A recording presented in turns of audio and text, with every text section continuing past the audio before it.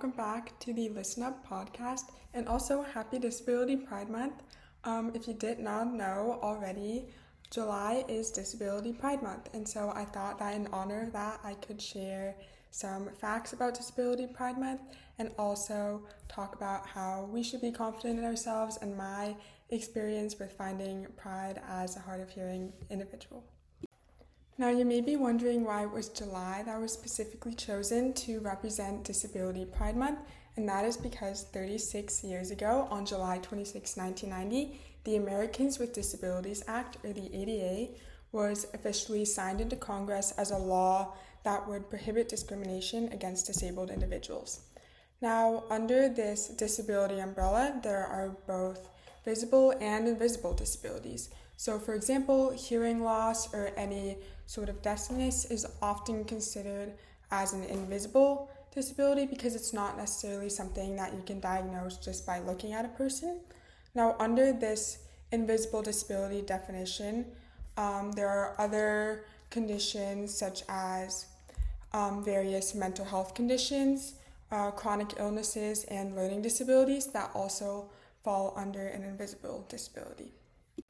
Now, this vast diversity of disabilities represented during Disability Pride Month is very well displayed in the Disability Pride flag, which I will put up here, which has various colors that represent different disabled communities and groups. So there are 5 different colors: red, gold, white, blue, and green. And red represents individuals with physical disabilities, gold represents neurodivergent individuals, white can represent both invisible and undiagnosed disabilities. Blue is for emotional and psychiatric disabilities. And finally, green, which I identify with, are sensory disabilities, which can include hearing loss and vision disabilities. As we dive into our video about Disability Pride Month, I find it especially important to emphasize that Disability Pride is both celebration and advocacy, because as we gain strength in who we are and in our identity, we need to project that strength forward and that awareness forward in advocating for certain circumstances like stereotypes that have become extremely common and mainstream, and walls that us disabled individuals tend to run into on a daily basis in our modern society. Disability Pride Month serves as a fantastic reminder that when we discuss disability pride, we are not celebrating or commentating the barriers or acting like living with a disability is easy, but rather that we are projecting the notion that everyone deserves equal access to care and the amenities that they need to live the fullest life that they can live, and also that members in disabled community deserve equal respect and opportunity as everyone else around them, and that we want to emphasize that diversity and strength as a way to push our community forward. I want to start the discussion by talking a little bit about my personal experience with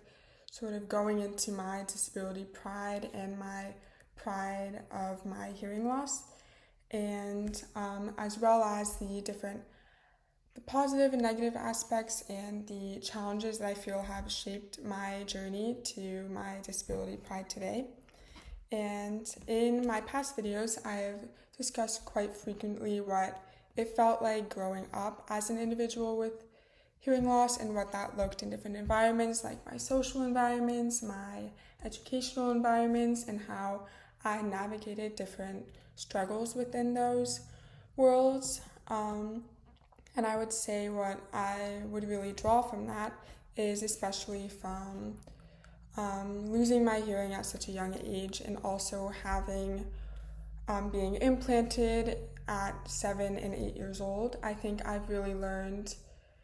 what it feels like to be teetering between two worlds, to be teetering between a non-hearing and hearing world, and how that has shaped who I am today. One story that I will always tell that I feel really kind of sums that up, feeling like I'm on a tightrope between these two worlds, is really when I was my implants were activated for the first time. And after that activation, me and my family went into the elevator. And whenever you push a button or are going up or down a floor, the elevator tends to beep. And when I didn't have my cochlear implants, I had zero clue that the elevator would make those noises. So I think it's really important to emphasize how the mundane things that many people would seem to be unimportant were really just a moment of reflection and joy for me. So that was kind of where I felt like I was really diving headfirst into a new world that I hadn't really experienced before, and so that was really cool for me. With this uphill climb to disability pride in my journey with finding pride in my hearing loss, there are definitely different aspects and challenges that non-disabled individuals wouldn't necessarily consider or see as everyday challenges. One that I find is especially relevant, particularly during the summer when there's a lot of kerfuffle and things going on around you or multiple events happening at the same time, is really hearing fatigue, where for us hard of hearing individuals, it takes a lot more effort and energy to hear at the same level or hear close to a non-deaf person's hearing level. And so when, for example, when I have my cochlear implants on for like 10 hours a day, 12 hours a day, it becomes very taxing to kind of constantly listen to these sounds and constantly juggle different things happening at the same time, especially when it comes to background noise. For example, a scenario where this often happens is when I go out to dinner with my family and I'm seated in the middle of the restaurant and it's very busy, it's very loud, and I'm trying to listen to what my family member is saying, but then I can also hear like 50 other people's conversations in the background. It becomes very overwhelming and I often feel exhausted by the end of the day. And this hearing fatigue can really get to you when you experience it for days on end, and it really enforces the importance of just taking a break. And for example, me taking my cochlear implants off and just setting them to rest really has helped me, I think, in relieving a little bit of the stress and fatigue that comes with everyday life as a hard of hearing person. And I know a circumstance that was especially prevalent when I was growing up throughout elementary school and middle school was kind of constant lip reading, especially in scenarios where I'm in a large group of people and I would constantly have to look at their lips to confirm what they were saying, and even then I would often have to ask people to repeat themselves, which at that time made me feel extremely embarrassed to have to constantly go out of my way to reach out to others to tell them to repeat what they said when everyone else in the room seemed to understand the conversation flow naturally. I think that felt very difficult and kind of isolating as a young kid. So I think just getting pride from that and telling myself that it's okay to ask people to repeat themselves, commemorate myself on putting myself out there,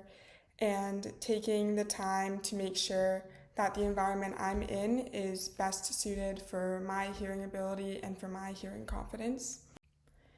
And it's not to say that I don't still sometimes feel that way, especially if I'm in a room of people where I don't know anyone and people I trust and my friends aren't around me. Often I can feel scared and tentative to reach out and ask people to accommodate to me, and I can find myself feeling left out of conversations. But whenever I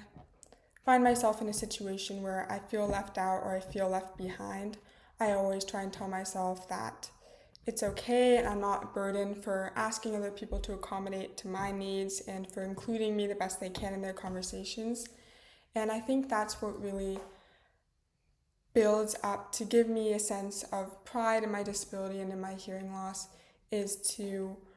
understand that the accommodations and the extra help that I ask for isn't a burden and it isn't taxing and it isn't in fact necessary for me to feel sustained and fulfilled in the opportunities that I pursue.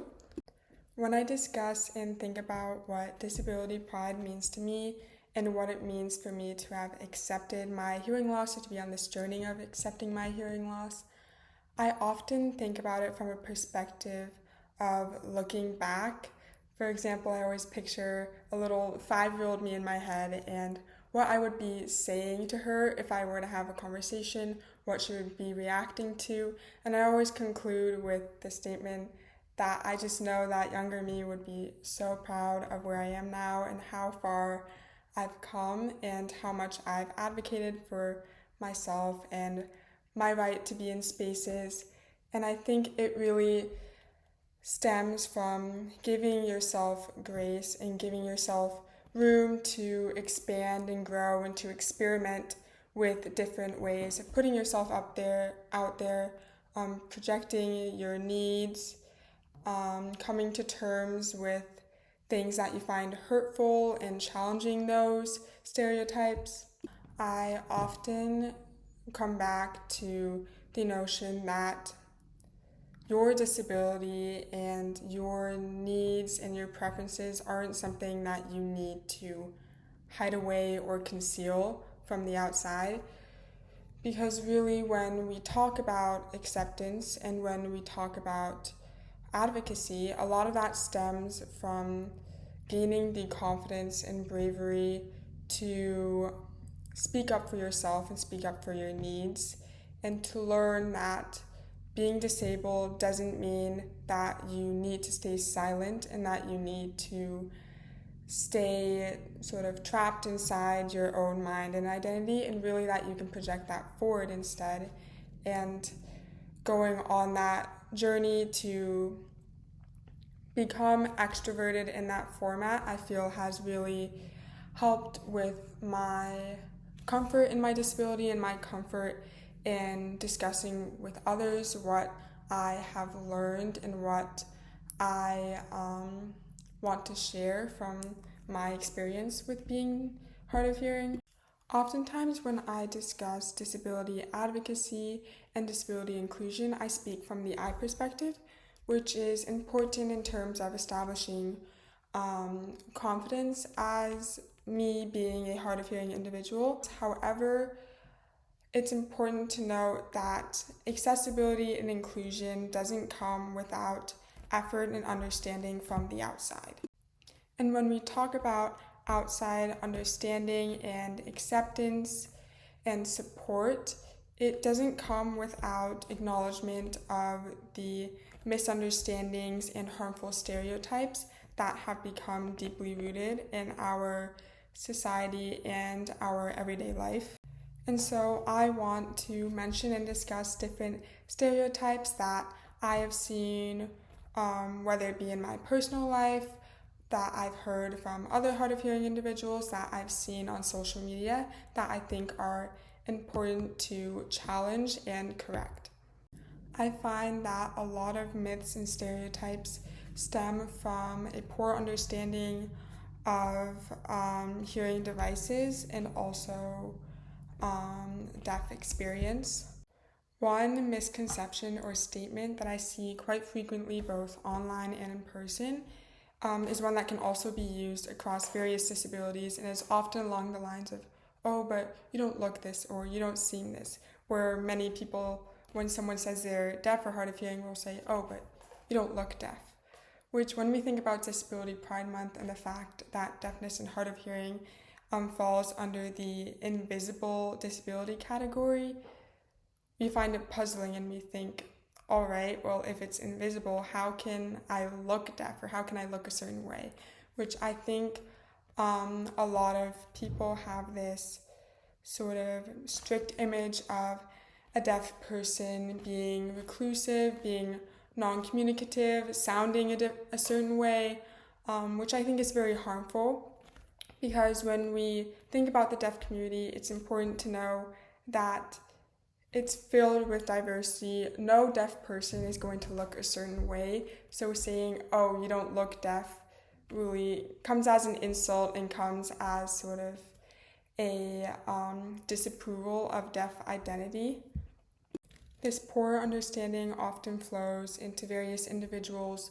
awareness of hearing devices and their capabilities, where there's this sort of common stigma of when an individual sees a deaf or hard of hearing person with a hearing device, they automatically think, oh, well, hearing aids fix everything, or once you have one of these hearing devices, you can hear everything, which is very untrue, especially in the case of hearing aids where they are purely meant to amplify the sound or the hearing that you already have. When people have this misunderstanding, if there's a case where a hard of hearing or deaf person doesn't hear something that was said, there's kind of this aversion or confusion of why, if this device is supposed to help you hear, how come you can't hear everything that is said? Which becomes a very harmful understanding to have, because even people that have average hearing, they don't necessarily hear everything all the time, especially if there's background noise, if they're distracted in a task, if there's a lot of people around them. It's not that these sort of momentary quips in hearing are only reserved for hard of hearing people. It happens with everyone. So when hard of hearing and deaf people have these devices that help them hear, when they still don't hear something, it is completely normal and is completely acceptable. And so I think it's very important to break down that understanding that, oh, if you have this device and if you are now able to hear me sometimes or most of the time, that means that you can always hear me, which is not the case in both deaf and hard of hearing people's lives and also people with average hearing. And this misunderstanding continues into this common thought of, oh, this deaf or hard of hearing person is ignoring me, which has actually happened to me quite a few times, especially where I'm someone who can get very absorbed into a task or very overwhelmed with background noise, and especially if someone is shouting or asking me something sort of out of my line of sight, especially behind me, I find it very hard to hear them and respond. And so this notion that a deaf or hard of hearing person is ignoring you or intentionally trying not to hear or respond to you, it's important that this misconception gets corrected, because then it creates a further sense of trust and a sense of understanding between an average hearing and hard of hearing or deaf individual. Now that I've covered a few of the misunderstandings that I find are most prevalent, I think it's especially important that we talk about how we can correct these misunderstandings, and not just to point them out, but also to give tips on how to support deaf and hard of hearing individuals. Many of these misconceptions and myths occur in conversation, so some of the ways that I find are most consistent and most effective in ensuring that a conversation is inclusive is when you are talking to a deaf or hard of hearing individual, try your best to face them while speaking so that they can see your facial movements, they can see your mouth, and it also shows that you are talking to them, because there are instances where someone's talking to me but they're turned around, so I think they're talking to someone else. And for example, if you are watching a movie, or a lot of the time for me when I'm in class and my teacher has to play a video, always try and use captions when they are available, because that is helpful not only to deaf or hard of hearing people, but it's always a big help to be able to see the words on screen. And like I talked before, in conversations, often I have to ask someone to repeat themselves, so it's always helpful to be patient. It can sometimes take a while for deaf or hard of hearing people to backtrack and understand what was said. And most importantly, never assume when someone can or can't hear you. When in doubt, always ask, hey, did you hear me? And that's usually just a question that solves any misunderstanding and helps keep the conversation inclusive and smooth flowing. In this video, we've discussed a lot about the symbolic importance and relevance of Disability Pride Month in this month of July. And we have talked about how to build that pride through advocacy, challenging harmful stereotypes, and also providing solutions. And so I really wanted to close off this podcast episode by giving a final sort of statement and final words of encouragement. So whether you are an ally or you are a member of a disabled community yourself, I hope that you know that you are strong and that you are supported, and that there is always someone out there who you can discuss your feelings and interpretations and perspectives with, and that in the end, Disability Pride and Disability Pride Month is about celebrating your identity and celebrating yourself for who you are and advocating for the necessary accessibilities and understanding. And I really want to thank you all for joining me on this discussion today, and I hope that you learned something. And to tease my next video, as we get further into the summer and the weather keeps on getting warmer, I will discuss what it feels like to be a hard of hearing individual in the summer and how to maintain advocacy and inclusivity in various summer activities. So look forward to that. Now I will leave you all with a question to respond to if you wish. Now that we've discussed Disability Pride Month, for you, what does Disability Pride mean? And what significance does Disability Pride Month carry? It does not matter whether you are disabled yourself or if you are an ally. I would be happy to hear your thoughts, so please comment down below or message me or reach out to me. I would love to continue the conversation. Thank you so much for joining me in this podcast episode, and I can't wait to see you in the next one. Bye.